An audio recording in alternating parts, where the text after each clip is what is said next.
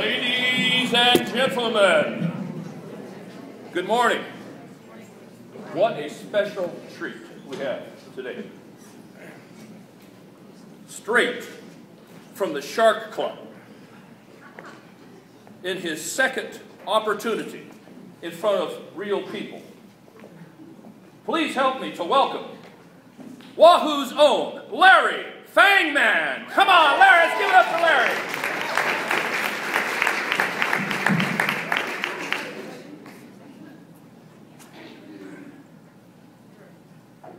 Morning. Welcome back.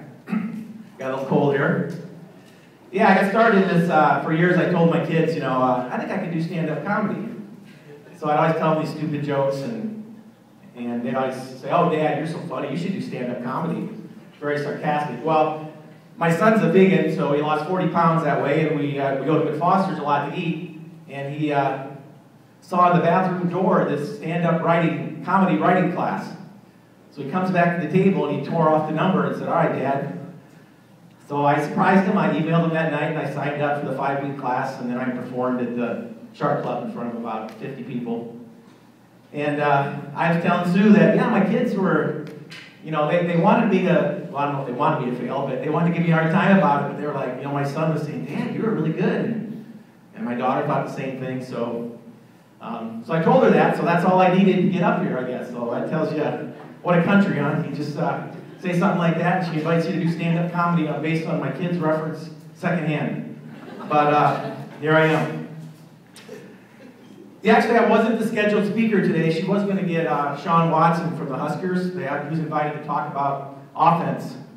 And she said, "I need you for about 10 minutes. And he says, "Well, I can tell you everything I know about offense in about 4 minutes." So I'm kind of replacing him secondhand. So forgive me for that. Yeah, some of you I think went to the fitness thing today. Anybody go to that, the fitness thing down there? Yeah. I heard Mark did a pretty good job, but he wasn't totally prepared. He was getting questions like, "How many reps do I need to do on this machine to eat an extra beef pocket?" And he just, other than that, he was pretty prepared. That kind of shook him up a little bit. I'm kind of doing, this is comedy. We just come up here and you don't have a plan. It's called spontaneous comedy. I just walk up here and see if I think of anything funny, and I really can't think of anything, so I'm just kind of filling you in on the news. I don't know if you heard about the Supreme Court decision. DT's had a case in the courts now for a number of years where it's been advancing up through the court system, where she's trying to get the plus sign taken out of math class and replaced with a circle because the plus sign was too much like a cross. But the Supreme Court has decided. The Supreme Court has decided not to hear the case. They didn't give a reason why, so we don't have to get new math books next year.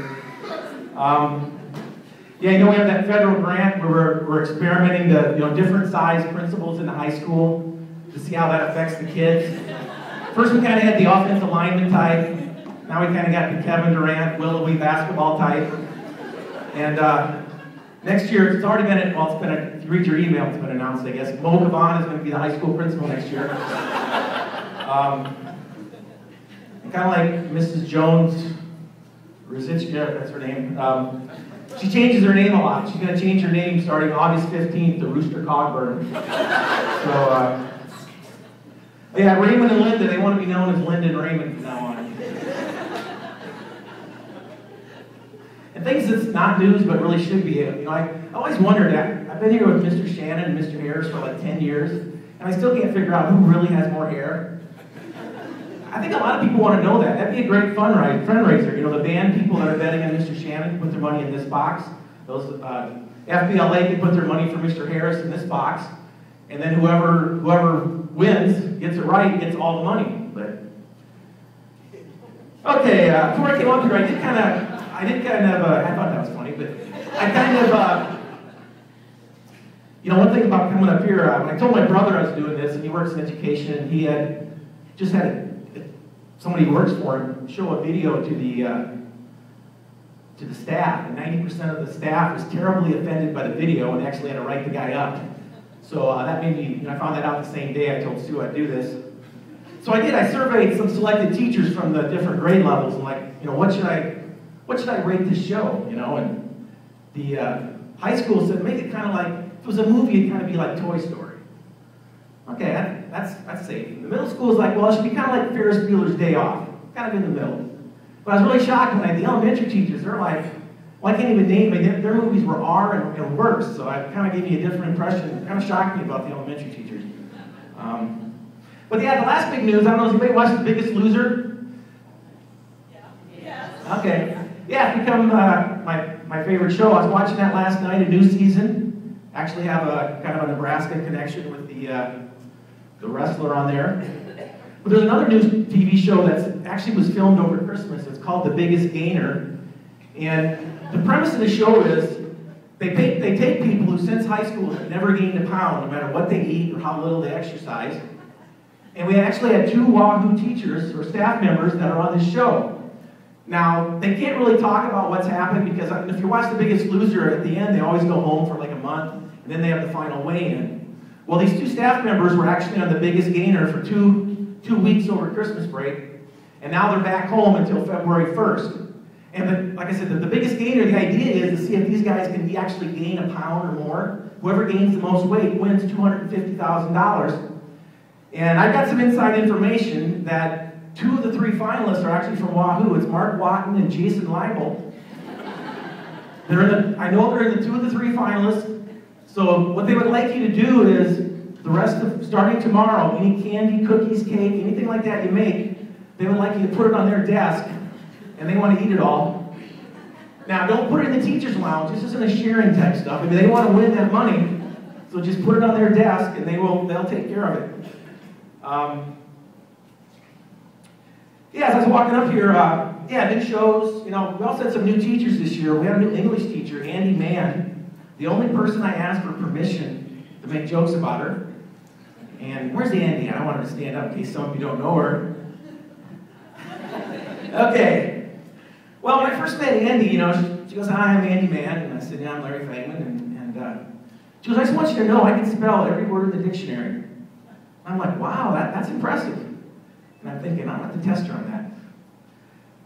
And we're talking, you know, and she's like, this is Andy's first day here. We wanted to really like Wahoo. What can we do? And we're like, well, let's take her downtown to a Chinese restaurant or something like that. And Sue said, well, how about we put her on Curriculum Mapper? I mean,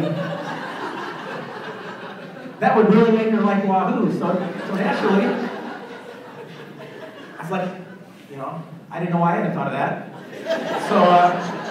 So that's what we did. We put her on Curriculum Mapper, and Brian Ross was here, and I don't know if you remember Brian. He had this odd idea that the Denver Broncos were a legitimate NFL team.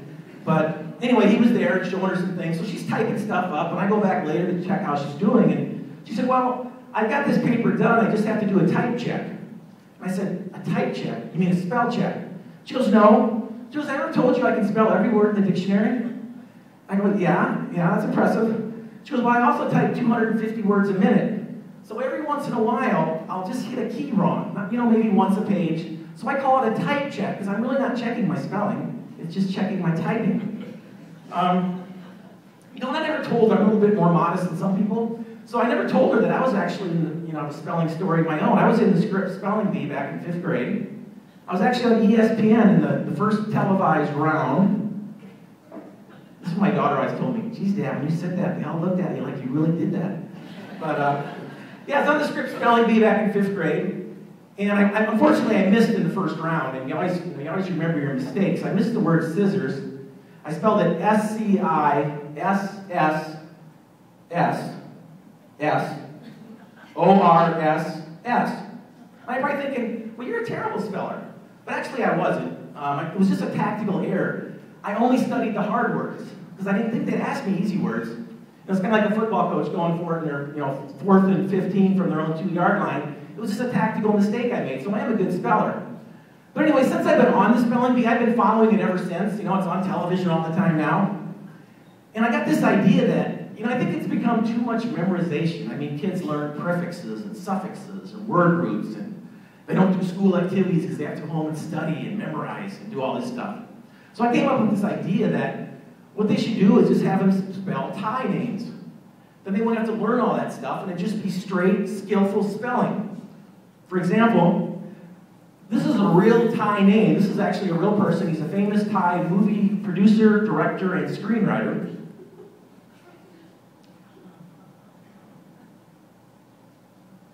So you can imagine how this would work.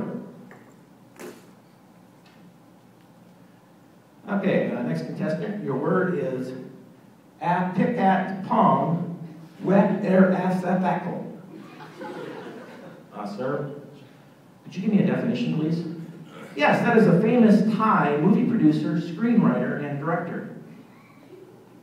Sir, could you repeat the pronunciation, please? Oh, sure. It's a pi kate pong we ray say see a cool. Sir, could you repeat the pronunciation again? By the rules of the contest, we're allowed to only repeat the pronunciation one time. Sir, was that the same pronunciation you gave me the first time? Well, it was in the ballpark. I mean, it was close. Well, yeah, I mean, look, it's the same word. I read the same word, and yeah, it was the same. So anyway, this summer when you're watching it, I think they're going to start this summer. When you see that in TV, remember, you heard it here first. And more impressively, you actually heard it from the guy who thought of the idea. Now, I realize there could be some problems with the pronunciation thing. I mean, did you hear about the Nobel Peace Prize Committee this year? They had some problems with how to pronounce the winner of the Nobel Peace Prize. They actually delayed the naming of the prize winner for 2 whole months, or 2 weeks, because they couldn't figure out how to pronounce his name. So finally what they did was they just stepped up to the microphone and they said, ladies and gentlemen, it's a great honor to announce the winner of the 2010 Nobel Peace Prize from the Republic of China.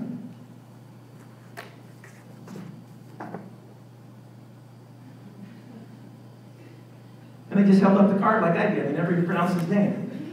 I mean, they tried to get help from China, but they wouldn't cooperate because the guy's under house arrest. But, and by the way, I should say that to verify that spelling of that word, that name, they actually called up Andy Mann to verify that that was the correct spelling. I mean, it's not quite like winning the Nobel Peace Prize, but she's in the neighborhood.